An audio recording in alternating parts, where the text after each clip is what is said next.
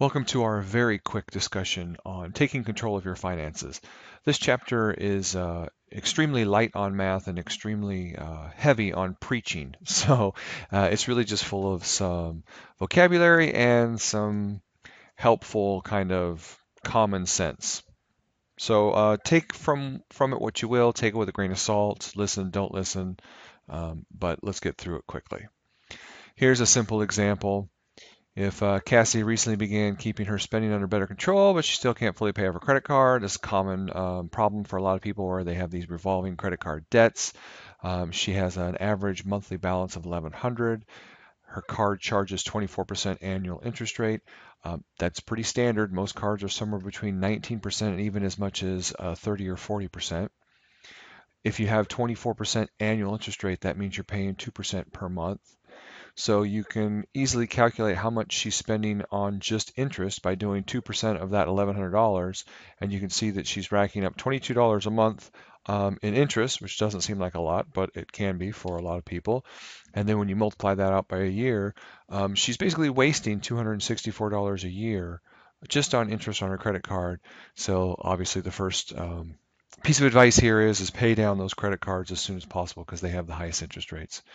Here's the 4 steps they talk about how to figure out your budget and how to get going. Pause and read this if you want.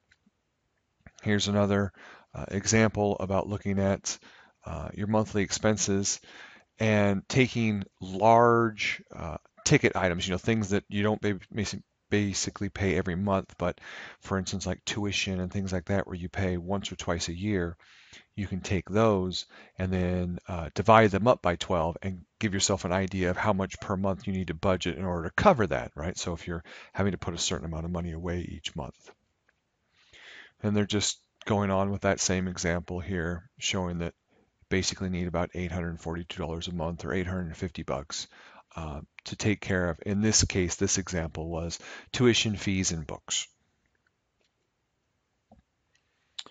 Here's an example where they look at the average cost of a 3-credit college class, and they also look at what they call kind of the overall net cost of it, because not only are you paying money for tuition, but you're also losing money because the time you're spending in class could also be spent working where you could be making money.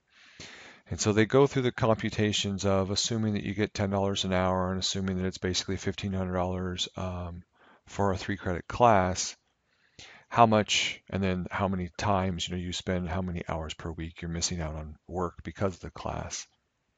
It all works out that with their gross approximation, it costs you about $2,900 to take that one class. And then they ask the question, is it worth it? Well, of course it is. As long as it's a class that matters, because college graduates on average make $1 million. That's correct, $1 million more over their lifetime than someone with just a high school graduate or high school degree. Okay, so again, you can pause and read through these. These are just their basic financial goals and understandings. And that's all I have for you on this topic.